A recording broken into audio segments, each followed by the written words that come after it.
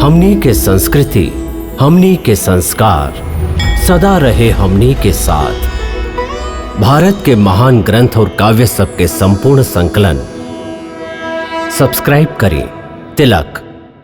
हम ही हवा के भगवान हैं। सगरे संसार हमरा सामने भय से थर थर कांपेला। हमरा चले से धरती डोले लागेला। हमार भिवरी तन जाए तो तीनों लोग कांप उठेला। नाग, यक्ष, गंधर्व, देवता सबे हमार नाम के माला जपेलन।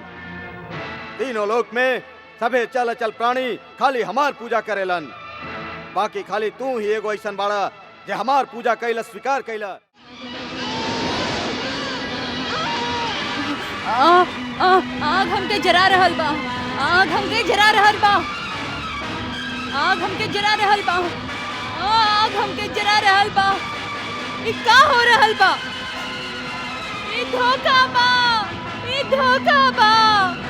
का ब्रह्मा के वरदान झूठ रहे? का ब्रह्मा के वरदान झूठ रहे?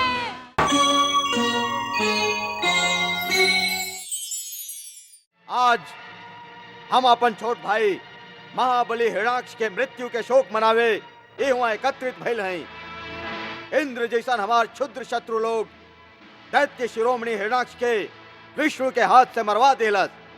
जेकर बदला हमके ना खाली विष्णु से बल्कि सबे देवता से लेवे के होई। ये विष्णु पहले तो बहुत शुद्ध और निष्पक्ष रहे। बाकी देवता लोग के बहकावे से ये भी मायावी हो गई है और अपन माया से बड़ा आदि रूप धारण करे लागल है। आज हम सबके सामने प्रतिज्ञा करत हई कि हम अपन इस त्रिशूल से ओकर वध करके अपन भाई के मृत आत्मा के तृप्त करब। जिस तरह जड़ के कट जाए से पेड़ के पत्ता सूख के गिर जाला, ठीक वही तरह विष्णु के ना रहे से सभी देवता लोग के शक्ति क्षीण हो जाई। धरती पर जे मनुष्य लोग तपस्या, यज्ञ, व्रत और दान आदि करतारन, देश से देवता लोग के बल मिलेला। यही से वीर शिरोमणि हिरणाक्ष सगरी धरती के पानी के अंदर लुका दिले रहन। बाकी वराह रूप धर के विष्णु का फिर बाहर ले आइल बा। यही से तू सब लोग यही समय धरती पर जा और वहाँ जे लोग तपस्या, यज्ञ, व्रत और दान आदि करतारन उस सबके नाश कर दा। जहाँ जहाँ गाय, वर्ण, वेद, आश्रम और धर्म कर्म हो रहल होखे उस जगह के जरा के राख कर दा। देश से देवता बलहीन हो जाई हैं। हम यही समय असुरन के कुल गुरु शुक्राचार्य के पास जाके उनका से सभी देवता पर विजय प्राप्त करे के उपाय पूछा था। जा और जाके मृत्यु लोक में आतंक मचा दा। जा।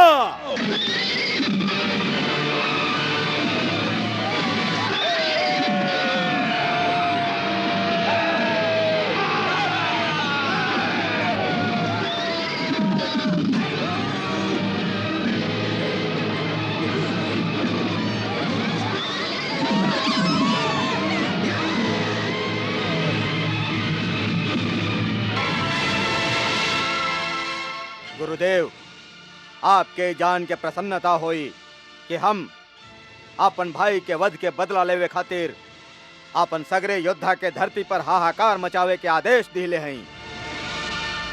अब हम सभे देवता के निस्तेज करके इंद्र के साम्राज्य पर भी अपन अधिकार जमावल चाहत हैं।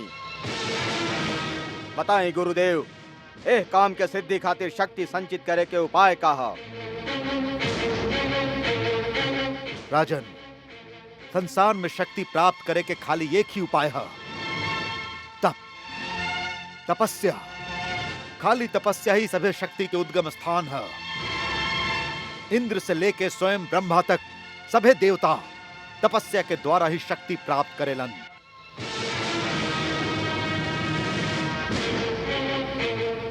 हम हो तपस्या करब और ऐसन घोर तपस्या करब कि आज तक केहू ना कैले होखे। आप हमार मार्गदर्शन करें।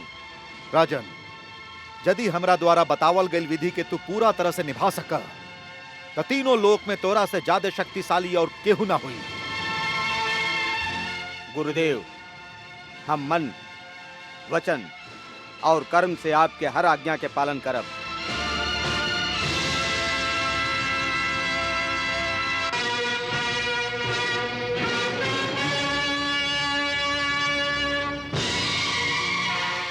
हाँ! तपस्या।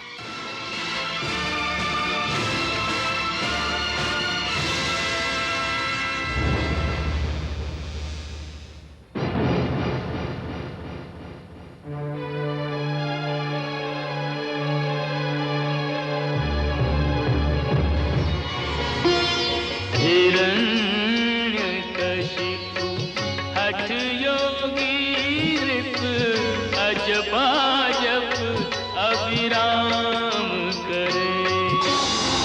निर्निमेष निःशेष निरंतर स्मरण इष्ट का नाम करे।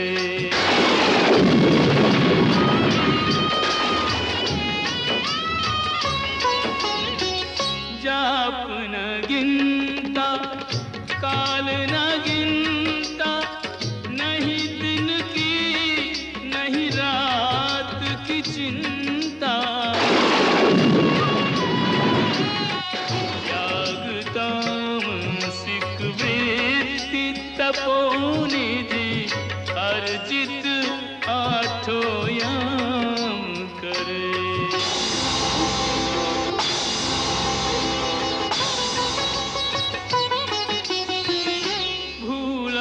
तन की ममता माया, आधा तन दीमक ने खाया। बाधाओं से हार न माने, योगी अपना काम करे।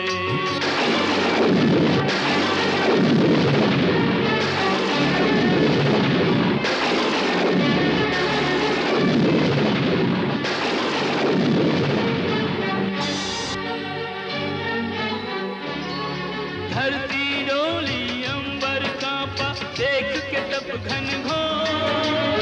तप का तेज अग्नि शिखा सम फैला चारा।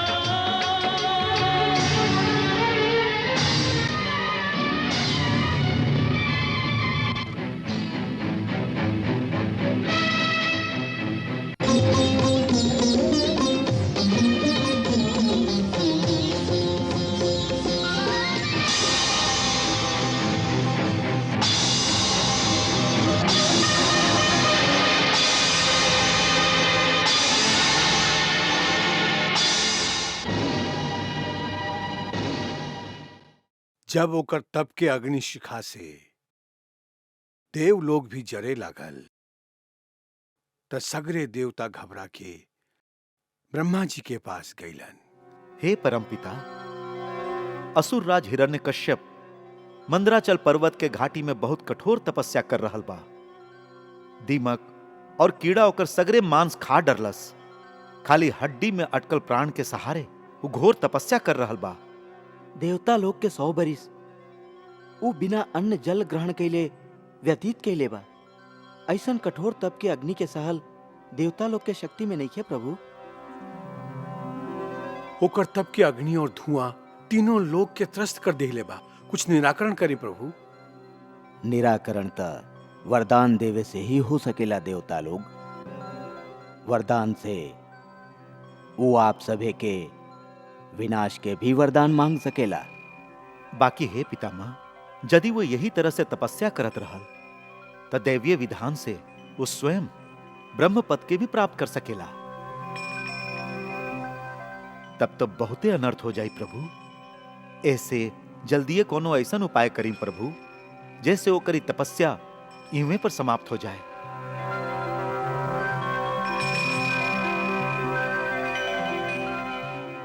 एवमस्तु।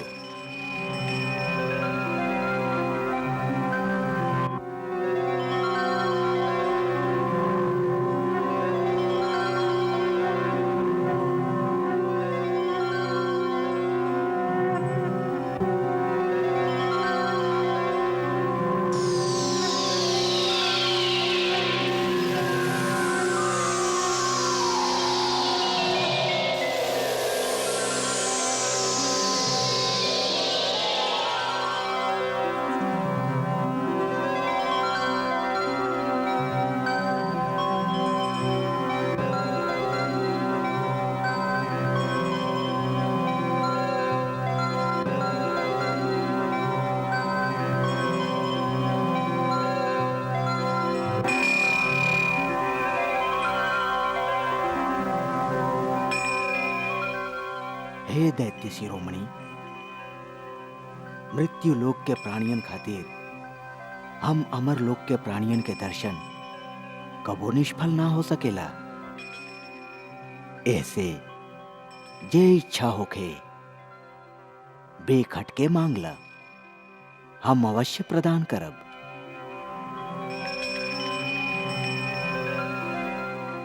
हे परमपिता, आप ही अपन त्रिगुणात्मक रूप में इस सृष्टि के रचना, रक्षा और संहार करीले। हम आपके नमस्कार करत हैं।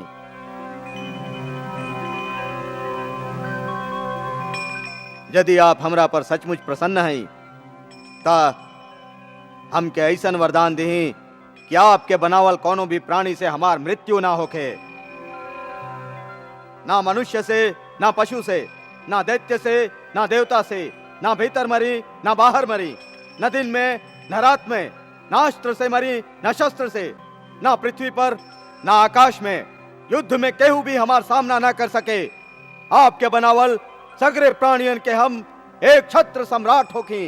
इंद्र आदि लोकपालन में जैसन महिमा आपके बा वैसने प्रतिष्ठा हमार भी हो जाए। हम कैसने वरदान नहीं भगवान, हम कैसने वरदान चाहिए।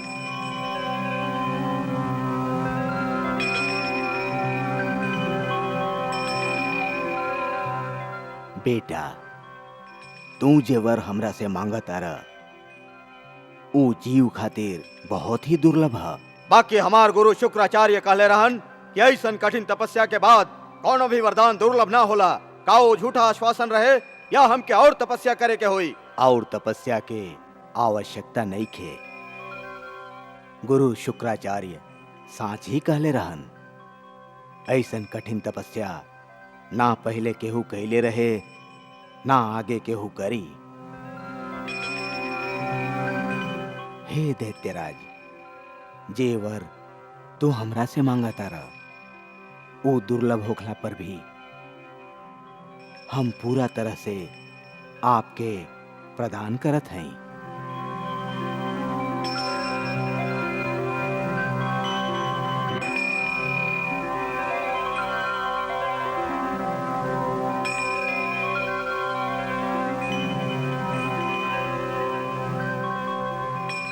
हिरण्यकश्यप के ब्रह्मा जी के वरदान से जे दुर्लभ शक्ति प्राप्त भइल, ओकर उपयोग यदि ऊ सात्विक और धार्मिक काम करे खातिर करत तो सगरे ब्रह्मांड में स्वयं भगवान के छोड़ के ओकरा से महान और केहू ना होकर।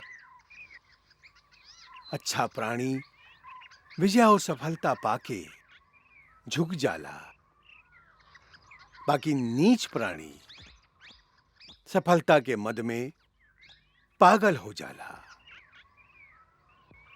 हिरण्यकश्यप स्वयं ब्रह्मा जी के पोता होके भी अपन नीच संस्कार के कारण इंद्रिय विषय वासना में लिप्त रहे।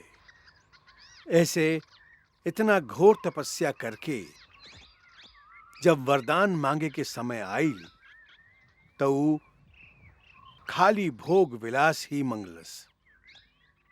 ओकर बुद्धि ओकरा आपन विकास के स्थान पर विनाश के ही मार्ग दिखौलस और आपन अपार शक्ति के दुरुपयोग से ऊ संसार में चारों ओरी हाहाकार मचा दिहलस।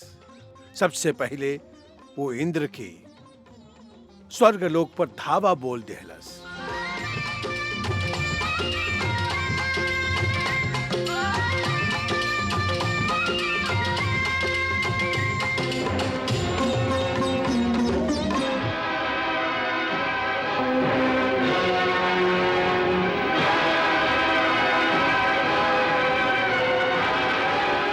इंद्र भाग गईल। देवता परास्त हो गईलन। अब स्वर्ग पर भी हमार राज्य बा। ले चला इनका, सबके बंदी बनाला। हम यहाँ के भगवान हैं। हर केहू हमार पूजा करे, जे हमार पूजा ना करे वो संसार में जीवित ना रह सकेला। छोड़ दो।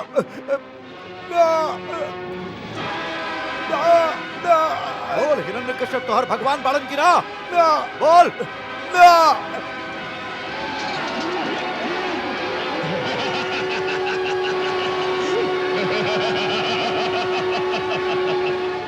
तू सब भी हमार जय जयकार कर। बोला भगवान हिरण्यकश्यप के जय। एह तरह देवता सहित तीनों लोक के प्राणी ओह महादैत्य के आगे नतमस्तक हो गईलन। ओह समय सगरे सृष्टि में एगो नन्हा सा लइका ही ऐसन रहे जे भगवान के नाम के निरंतर कीर्तन भजन करत रहे। उहे दैत्य के आपन बेटा रहे प्रहलाद, जे 5 बरिस के उम्र में ही ब्रह्मलीन होके खाली भगवान श्री हरि के नाम जपत रहे। ॐ नमो भगवते वासुदेवाय। ॐ नमो भगवते वासुदेवाय। ॐ नमो भगवते वासुदेवाय। ओकरा बहुत समझावल, डरावल, धमकावल जात रहे, बाकी उ लइका प्रभु के भक्ति से विमुख ना भइल। जब हिरण्यकश्यप के एकर पता चलल तो ओकर क्रोध के पारावार न रहल।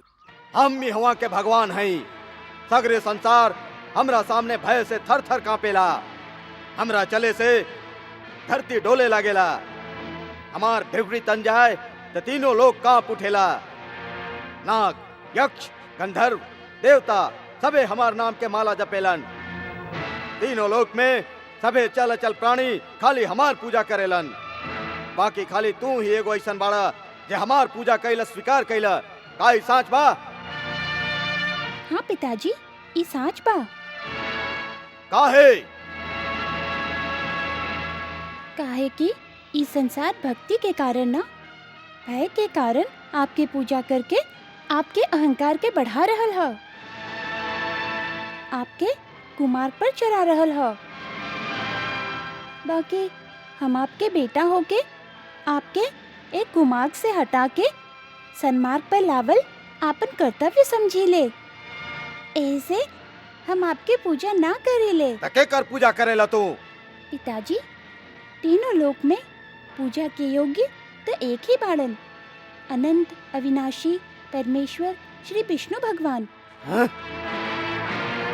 हम उन्हीं के पूजा करीले। मूर्ख पुत्र, तू वो विष्णु के बात करत अरे जे हमार भय से ब्रह्मांड के त्याग के भाग गईल, जे हमार क्रोध के आग पल भर खातिर सहन ना कर सकेला। सुन प्रहलाद, विष्णु हमार प्रबल शत्रु है। वो हमार भाई के हत्यारा है और तुहार भी यह कर्तव्य है कि असुर कुल के प्रबल शत्रु विष्णु से तू भी शत्रुता रख। ना पिताजी, भगवान विष्णु तो केहू के शत्रु नहीं खन। वो तो सबके पालन करे वाला बाड़न। तू झूठ बोलत अरे। वो अवश्य हमार शत्रु है। वो हमार नाश कर चाहता। ये आपके भ्रम है। ये तरह उनका खातिर संसार के सभी प्राणी उनकर लइका बाड़न, वही तरह आप भी उनकर लइका हैं। वो आपके नाश कब्बो न कईल चाहिए है, खाली आपके कुकर्म के, आपके अधर्म के नाश करी हैं। हम क्या कुकर्मी कहता रे? हम क्या अधर्मी कहता रे? मूर्ख, विष्णु हमार नाश करे या ना करे, बाकी हम तुहार नाश जरूर कर दे।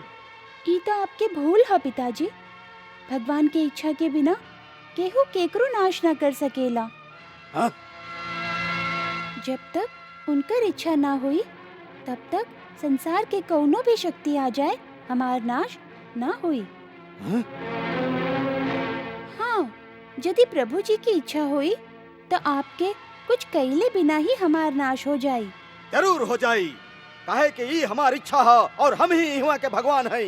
बस यह अहंकार आपके साज के ना देखे दे बेला। हाँ? जो उन दिन आप अपन अहंकार और अभिमान के त्याग करके सच्चा हृदय से उनकर शरण में जाइब, तबे आपके पता चली कि उहे सर्वशक्तिमान बाड़न। उनकर इच्छा के बिना एगो पत्ता भी ना हिल सकेला। हाँ? हमार प्रार्थना के मानी अभी यो समय बा भगवान विष्णु के शरण में जाके उनकर चरण में शीश नवा देही। वो परम दयालु बाड़न, वो तुरंते आपके सगरे अपराध क्षमा कर दी हैं, आपके पापहीन कर दी हैं।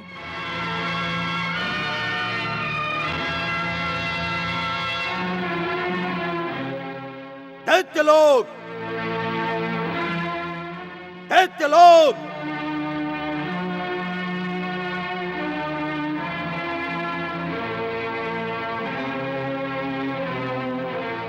ले जाए एकरा के और एकर जीभ काटता। ई हमके पापहीन कल चाहत रहे, प्राणहीन कर दे एकरा के। शरीर के जवन अंग से सगरे शरीर के हानि होत होके ओ सड़ल अंग के काट के फेंक देवे के चाहिए।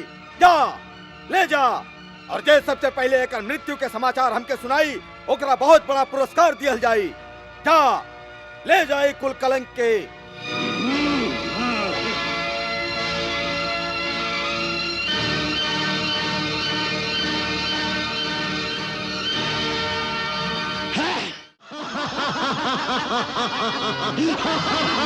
नमो भगवते वासुदेवाय।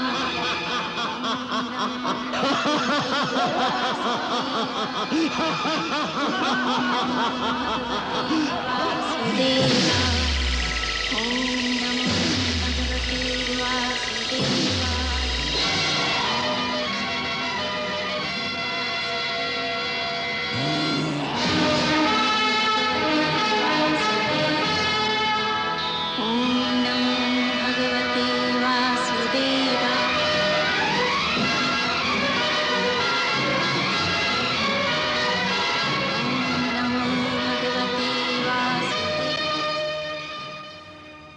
तू इतना लोग मिलके भी ओकरा के ना मार सकला।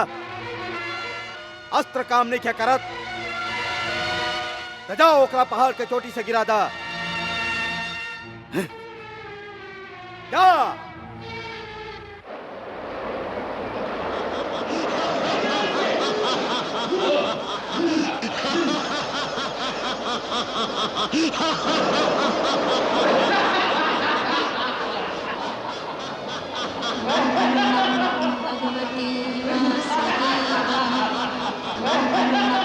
एक देख रखे।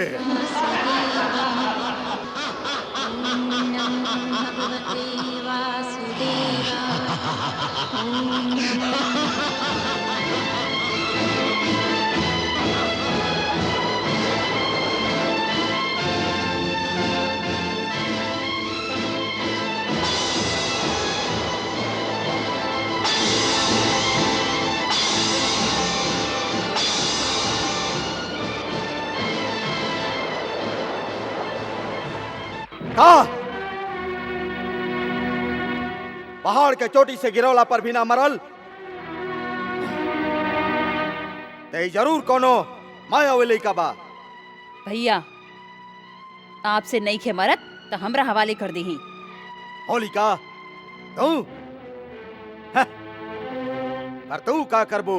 आप तो जानत हई कि हमके वरदान मिलल बा कि आग हमके ना जरा सके। एहे से हम ओकरा आपन गोदी में लेके चिता में बैठ जाई। ई लोगन से कह दही कि चारों ओरी से आग लगा देस, ऊ अपने आप भस्म हो जाई।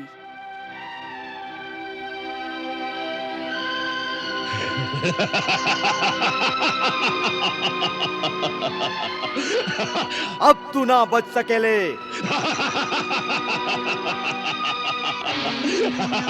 भगवते वासुदेवाय। ओम नमो भगवते वासुदेवाय। ओम नमो भगवते वासुदेवाय। ओम नमो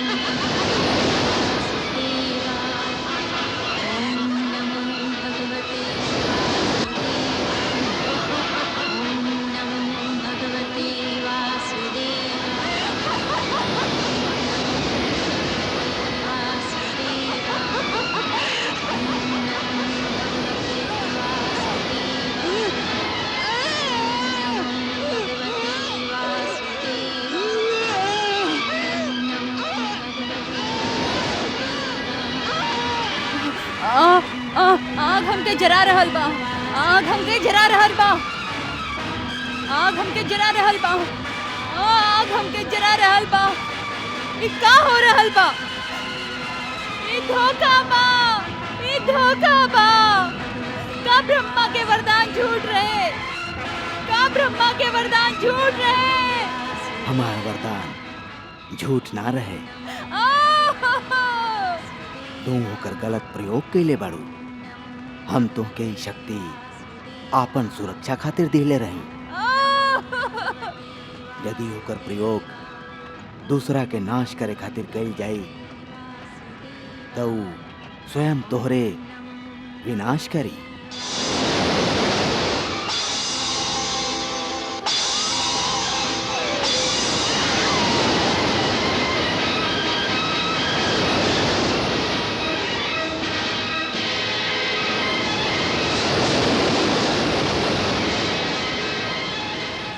लाज नहीं खियावत तू लोगन के। बार बार यही कहत कि तू लोगन इबित्ता भर के लइका के मार ना सकला। क्षमा करी राजन, हम लोग बहुत उपाय कैली कि प्रहलाद के वध कर दही, बाकी ना मालूम कौन सा ज्ञात शक्ति एकर रक्षा करेली। हम लोग एकरा आग में जरौली, पहाड़ से गिरौली, बाकी हे राजन हम एकर कुछ भी ना बिगाड़ सकली। हम बहुत लज्जित हैं।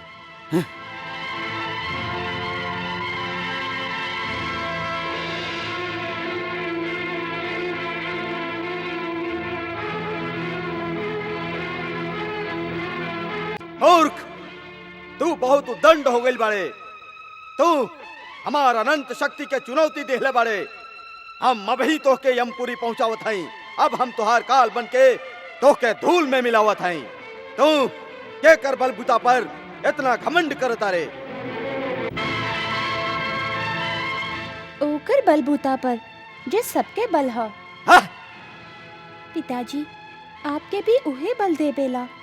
ना खाली हमार और आपके, बल्कि संसार के सभी बलवान लोग के बल भी खाली उहे ह।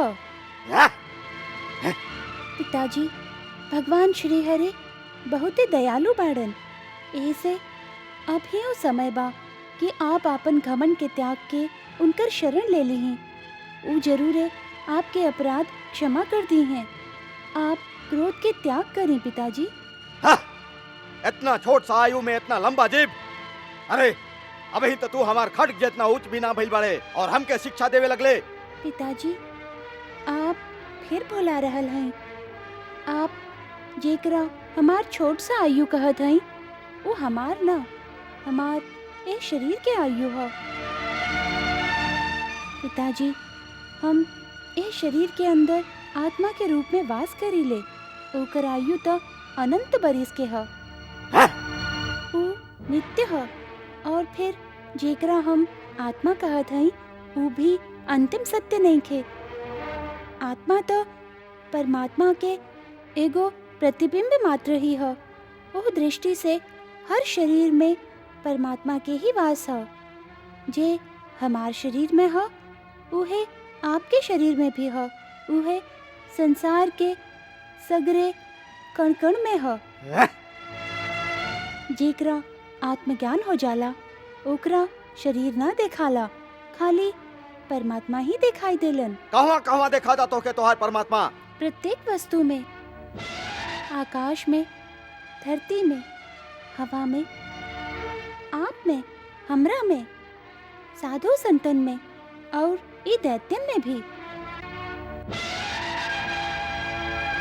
आप विश्वास करें पिताजी, वो सृष्टि के कण कण में बाड़न। यहाँ के हर वस्तु में भी? जी पिताजी। ए महल में भी? जी पिताजी, हम तो उनका ए महल के हर वस्तु में देख रहल हैं। ई खंभा में भी दिखाई देता तोहके तोहार परमात्मा? जी पिताजी, वो ई खंभा में भी बाड़न। यदि वो ये खंभा में भी हा, तो हम अभी ए खंभा के ही चकनाचूर कर देते हैं। हाँ?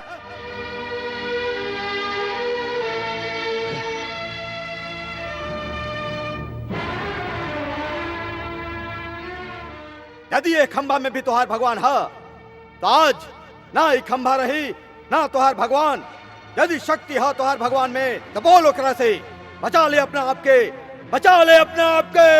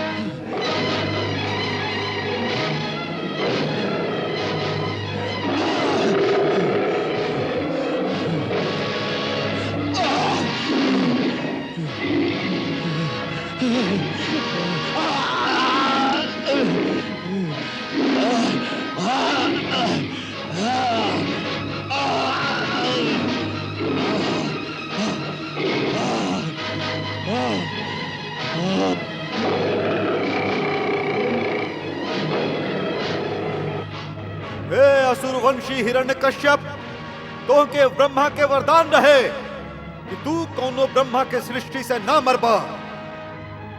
ऐसे भगवान नरसिंह ब्रह्मा के सृष्टि से नहीं खन, ई ना नर बाड़न ना पशु, ना देवता बाड़न ना दैत्य। ए समय ना दिन बा ना रात, सांझ के समय बा। तो के ना अस्त्र से मारल जा रहल बा ना शस्त्र से, तो के नरसिंह भगवान आपन नक्श से मारा तारन।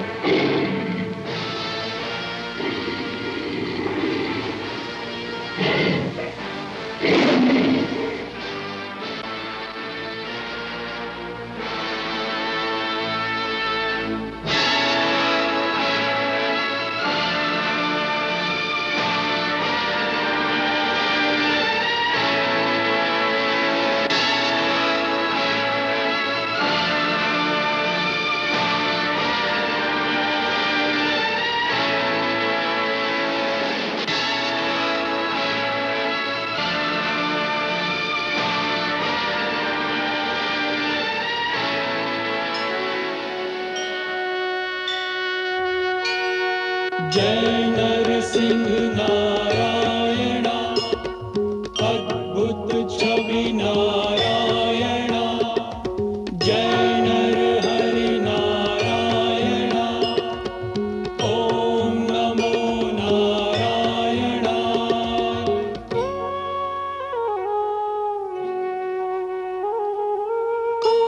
कोपकालस्य यो विग्रह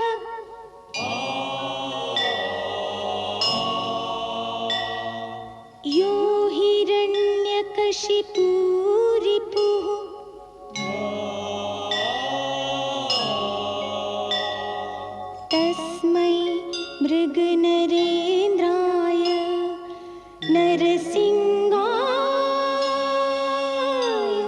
नमो नमः।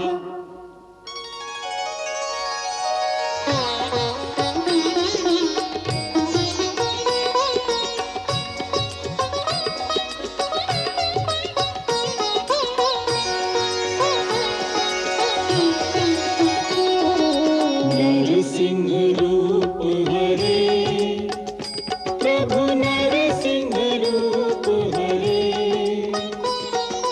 शांत शांत जगदीश्वर कृपा करो परमेश्वर चरण गहे तुम्हें। ओम जय नरसिंह हरे, ओम जय नरसिंह हरे।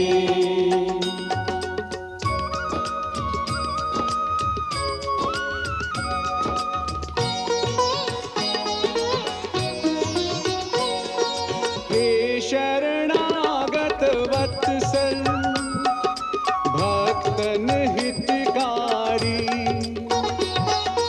तुम्हारा जस गावेंगे युग युग